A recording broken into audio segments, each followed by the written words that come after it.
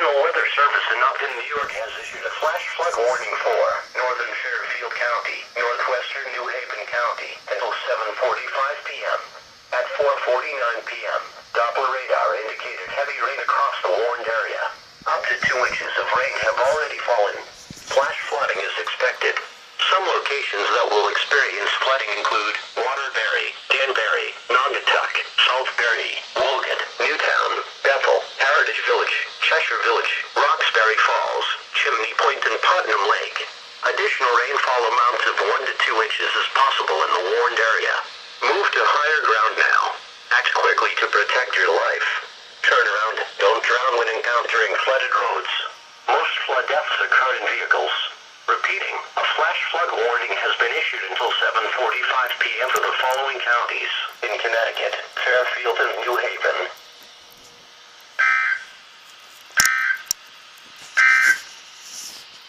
Here is the forecast for the